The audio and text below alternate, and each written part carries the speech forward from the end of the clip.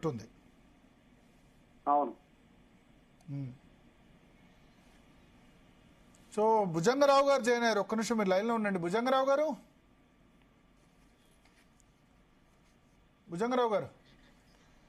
Sir ఒక భుజంగరావు గారు mute తీసేయండి.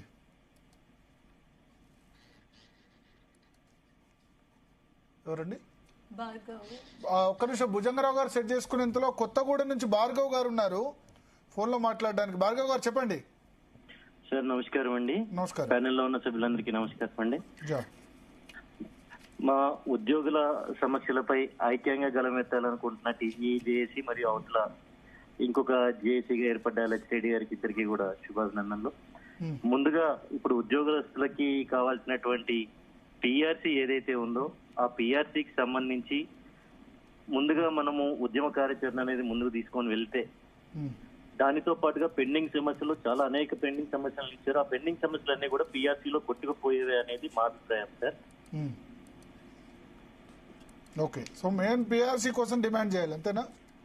మెయిన్ డిమాండ్ పిఆర్సీ కోసం డిమాండ్ చేస్తే వాటిల్లో ఆల్మోస్ట్ ఆల్, ఎందుకంటే ప్రాథమిక సభ్యుడికి ఎప్పుడైనా సరే ఆల్మోస్ట్ ఆల్ ఇప్పుడు వాళ్ళు జేఏసీ మీటింగ్స్ పెట్టినప్పటికీ లేకపోతే వివిధ సంఘాల యొక్క వాటి ఎగ్జిక్యూటివ్ కమిటీ మీటింగ్స్ పెట్టినప్పుడు కూడా ఒక సెక్షన్ ఆఫ్ పీపుల్ కి సంబంధించి వారి యొక్క సమస్యల పరిష్కారం దిశగానే చూస్తున్నారు తప్పితే ప్రతి ప్రాథమిక సభ్యుడికి కామన్ జేఏసీ అనేది ఏంటి, అందరికీ కూడా కేంద్రీకృతంగా ఉండే సమస్యలన్నింటినీ కూడా జేఏసీ వేదికగా మనం పరిష్కరించుకోవాలి అనేది వారి ఐక్య కార్యాచరణలో భాగం. కాబట్టి అందరికీ కేంద్రీకృతంగా ఉండే సమస్య పిఆర్సీ ఒక్కటే మేజర్ సమస్య.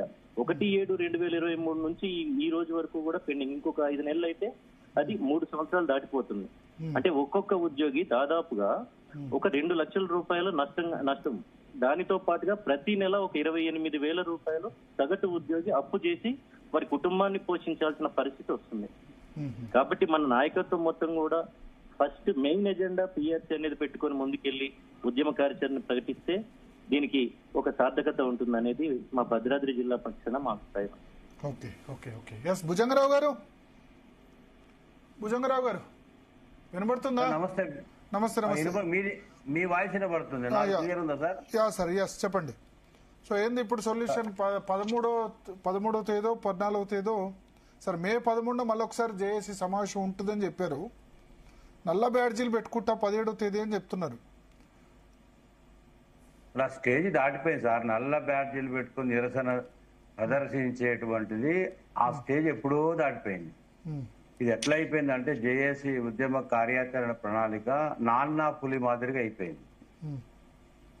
ప్రకటించడం సర్దుకోవడం 3 మీటింగ్లు ఇంతకు ముందే జరిగినాయి. 3 సమావేశాల్లో 3 రకాలైనటువంటి కమిటీలు ఏర్పడ్డాయి. జేఏసీతో చర్చలు జరిగినాయి. సమరం అని అంటూనే ఉన్నాం. కానీ నిన్నటి మీటింగ్ లో కూడా 206 సంఘాల సమావేశం జేఏసీలో ఐక్యంగా ఒక ప్రకటన, ఒక కార్యాచరణ ప్రణాళిక ఇస్తాము అని చెప్పారు. సంతోషం. ఆ ఇస్తాము అని చెప్పేది గట్టిగా ఒక పట్టుబట్టి డైరెక్ట్ కార్యాచరణ ప్రణాళికని నిన్న అనౌన్స్ చేసేది ఉండే. ఎందుకంటే ఇంకా నిరసన, ఇంకా మన భావ వ్యక్తీకరణ, ఇంకేదో మనం ప్రచారం చేసుకునే దాంట్లో లేరు. ఉద్యోగులు, ఉపాధ్యాయులు, పెన్షనర్స్ నలిగిపోతూ రగిలిపోతూ మనోవేదనకు గురవుతున్నటువంటి సందర్భం వచ్చేసింది. ఎప్పుడు కార్యాచరణ ప్రణాళిక ఇస్తారో ప్రభుత్వము సీరియస్ గా స్పందిస్తుందని ఆశగా ఎదురు చూస్తున్నటువంటి సందర్భం ఇప్పుడు ఉంది. మరి మళ్ళీ నిన్న సమావేశంలో చూస్తే 5వ తారీఖు నిరసన భోజన సమయాల్లో, ఆ తర్వాత 2 వారాల తర్వాత సామూహిక దీక్ష మే 5, ఆ తర్వాత మే 14 నుంచి మళ్ళొక సమావేశం పెట్టుకొని కార్యాచరణకు పోవాలా లేదా అనేటువంటి ఆలోచన జరుగుతున్నట్టు తెలిసింది. చాలా సంఘాల నాయకులు కూడా అందులో పాల్గొన్న వాళ్ళు బయటికి వెళితే చెప్పుకోవడానికో, జనాన్ని, ఉద్యోగ ఉపాధ్యాయ పెన్షనర్స్ సంతృప్తి పరచడానికో మరి ఈ రకమైనటువంటి మనది కరెక్ట్ కాదు అనేటువంటి గట్టిగా పట్టుబట్టినటువంటి సందర్భం కూడా ఉంది. నాయకత్వం మీద ఒత్తిడి కూడా పెరిగిన మాట వాస్తవం. ఏదైనా గట్టిగా పట్టుబట్టి చివరికంట ఒక మాట మీద నిలబడి రాజీ పడకుండా, రాజీ కుదుర్చుకోకుండా, మనం చల్లబడకుండా ఉంటేనే ఈ ప్రభుత్వ మెడలు వంచగలుగుతాం, మనకు రావాల్సినవి తీసుకోగలుగుతాం. ఇప్పుడు చూడండి, మీరు ఎన్ని డిబేట్స్ పెట్టారంటే నిజంగా మీకు ధన్యవాదాలు చెప్పాలి. ఎన్ని డిబేట్స్ పెట్టినా, ఎంత చేసినా రిటైర్డ్ వాళ్లకు రావాల్సినవి మాత్రం రావడం లేదు. కొంత అక్కడక్కడ గ్రాట్యుటీ కొందరికి రిలీజ్ చేసిరు, కొందరికి జీపీఎఫ్ అమౌంట్స్ వచ్చింది. నేనేమంటున్నా సార్ అంటే, అరే ఇన్ని లక్షల కోట్లు అప్పు చేసిన ఈ ప్రభుత్వం ఏకపక్షంగా ఒకేసారి ఎందుకు ఇవ్వలేకపోతుంది? ఇది మాతోని రిటైర్డ్ వాళ్ళతో ఆడుకోవడం ఏంటండి? వాళ్ళ ఉసురు పోసుకోవడం, వాళ్ళ కోసం పెట్టుకోవడం ఎందుకు? ఇప్పుడు 5 DL అంటే ఇలా పొద్దున వాకింగ్ పోతే రిటైర్డ్ వాళ్ళు అనుకుంటున్నారు, ఉద్యోగస్తులు అనుకుంటున్నారు. ఇక 5 DL ఆయన ఏడు మనం తీసుకోము, ఇక పిఆర్సీలో మొత్తం జమ చేసి కలిపేసి మర్జీ చేసి పిఆర్సీ ఇస్తాడేమో. అది కూడా ఇప్పుడు ఇయ్యడేమో, ఎన్నికలకు పోయే ముందు ఏమన్నా ప్రకటన చేస్తాడేమో. ఎప్పుడో వచ్చింది నివేదిక, ఆ వచ్చినటువంటి నివేదికను వాళ్ళు ఇవ్వకుండా ఆపుతున్నదే పిఆర్సీ చైర్మన్ శివశంకర్ గారిని ప్రభుత్వం ఆపుతుంది. నివేదిక ఎప్పుడో సిద్ధమైంది, ఇదంతా కూడా ప్రభుత్వం ఆడుతున్నటువంటి డ్రామా నాటకాలు అనేటువంటి పరిస్థితి ఉంది. తర్వాత గవర్నమెంట్ దగ్గర అప్పులు లేవు, డబ్బు ఆర్థిక వెసులుబాటు లేదు, అప్పులై ఉన్నాయి అంటే ఏ ప్రభుత్వం అయినా కూడా కంటిన్యూస్ ప్రాసెస్ లో డెబిట్స్ ఉంటాయి, క్రెడిట్స్ ఉంటాయి, లోన్స్ ఉంటాయి, నడుస్తున్న దాంట్లో ఆ కంటిన్యూస్ ప్రాసెస్ ఇవన్నీ మామూలే. కానీ ఇంత ఇదిగా ఉద్యోగ ఉపాధి ఏం చేయాలి మరి? తీవ్ర కార్యాచరణ అంటే ఏంది? డైరెక్ట్ గా ప్రకటించాలండి. ఇంకా గడువు ఇచ్చి, సమయం ఇచ్చి, దాదాపు మే 14 తారీఖు అంటే ఒక 1 మంత్ గడువు తీసుకున్నట్టే కదా, గడువు ఇచ్చినట్టే కదా ప్రభుత్వానికి. ఎన్నిసార్లు మనం ఈ గడువు ఇద్దాం? ప్రభుత్వ ఆదాయం పెరగట్లేదు, జిఎస్టీ గ్రోత్ రేట్ 5% ఉంది, ఖర్చులేమో ప్రభుత్వము GST growth rate last time 44,025 కోట్ల జిఎస్టీ వస్తే సార్ 46,202, 5% పెరిగింది. 5% పెరిగింది. మహారాష్ట్రలో 13% పెరిగింది, అస్సాంలో 14%, హర్యానాలో 22%. ఇంత గ్రోత్ రేట్ ఉంది. మన దగ్గర గుజరాత్ లో 10%. మన తెలంగాణ చక్కదనం ఏంది? తెలంగాణలో 5% మాత్రం పెరిగింది. ఖర్చులేమో విపరీతంగా పెరిగిపోయినాయి. అవును సార్, గొప్ప పరిపాలన, గొప్ప పాలకులు, గొప్ప దక్షత, గొప్ప సామర్థ్యము, గొప్ప విజను, సంపదను పెంచే గొప్ప సృష్టి, ఈ రకమైనటువంటి పరిపాలన తగలబడ్డది కాబట్టి అందరి బ్రతుకులు ఈ విధంగా తగలబడ్డాయి. ఎమర్జెన్సీ డిక్లేర్ చేయండి, ఫైనాన్షియల్ ఎమర్జెన్సీ డిక్లేర్ చేయండి, ఆర్థిక సంక్షోభం ప్రకటించండి. ఇప్పుడు 2% ఉన్న ఉద్యోగులకు ఇవాళ 99% ప్రజల పరిస్థితి ఏందని అడుగుతున్నారు సార్. ప్రజలు కూడా ఏం సుఖంగా లేరు సార్. వాళ్లకు మొన్న ఎంత గొప్పగా చెవుల పూలు పెట్టింది ప్రభుత్వం అంటే, రైతు బంధు పేరిట అందరికి 1 ఎకరానికి మాత్రమే రైతు బంధు ఇచ్చి, ఎవ్వరు కూడా రాలేదు నాకు అనరు. అందరు రైతు బంధు వచ్చిందని అంటారు. ఎంతకు వచ్చిందంటే అప్పుడు చెప్తారు 1 ఎకరానికి వచ్చిందని. ఎంత క్రిమినల్ థాట్ అండి ఇది. ఒక బార్న్ క్రిమినల్ కి వచ్చేటువంటి ఆలోచన తప్ప మామూలులకు రాలేదు. ఎప్పుడు కూడా ఇట్లా చేయలే. రైతు బంధు వచ్చిందంటే వచ్చింది. ఎంతకు వచ్చిందంటే నాకు 4 ఎకరాలు ఉంది, ఎకరం వచ్చింది, 6 ఎకరాలు ఉంది, ఎకరం వచ్చింది, 10 ఎకరాలు ఉంది, ఎకరానికి వచ్చింది. అందరికి వచ్చిందని అనిపించుకునే దాంట్లో భాగంగా వాళ్ళేమి రైతులేమి సుఖంగా లేరండి. అందాల్సిన వాళ్ళకి గొప్పకి ఏం అందడం లేదు. ఎక్కడ కూడా ఏ మాట నిలబెట్టుకునే పరిస్థితి లేదు. పొద్దున్న లేస్తే ఎక్కడ భూములు ఉన్నాయి, ఎక్కడ ఏ పేదలు ఉన్నారు, ఏ కుంపలు కూలగొట్టాలి, ఏ భూములు చెరబట్టాలి, ఇదే తప్ప ప్రభుత్వం మంత్రులకు ఉన్న ఆలోచన ఏముందండి? రోజొక కబ్జా, రోజొక దోపిడీ, రోజొక అవినీతి, రోజొక అక్రమం. అంతకన్నా గొప్పగా 200 సంవత్సరాల కలబడుతున్నది ఏముంది? చెప్పుకోవడానికి ఏం మిగిలింది భరత్ గారు?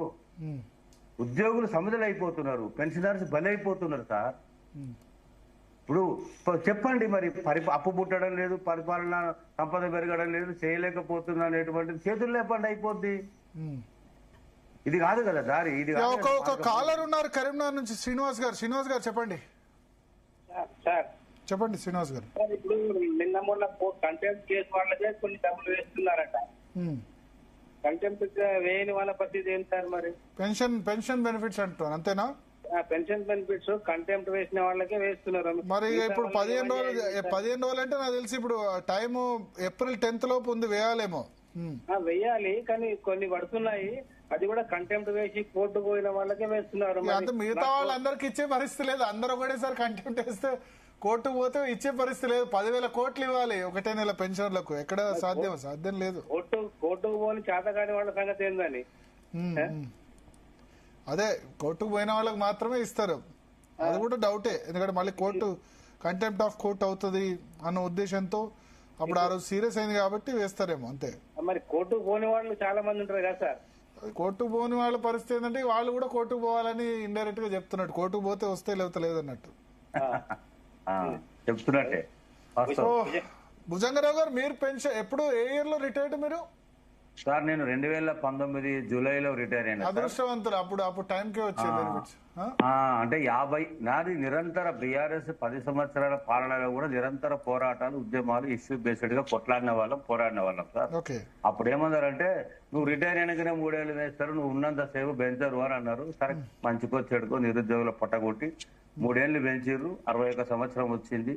ఇప్పుడు మాటికి మాట్లాడితే 61 సంవత్సరం పెంచిండ్రు, వాళ్ళు ఇవ్వలేక పెంచిండ్రు అని అంటే, అప్పుడు కూడా నాతో సహా మొన్నటి వరకు ప్రభుత్వం అధికారం దిగిపోయే వరకు, గత ప్రభుత్వం పోయే వరకు కూడా 88,000 మంది రిటైర్ అయ్యారు. 88,000 మందికి ఇవ్వాల్సిన రిటైర్మెంట్ బెనిఫిట్స్ కూడా నాలాంటి వాడికి సకాలంలో అందినాయి కదా. 1 మంత్ లో నా బెనిఫిట్స్ నాకు పైసలు లేకుండా వచ్చినాయి కదా.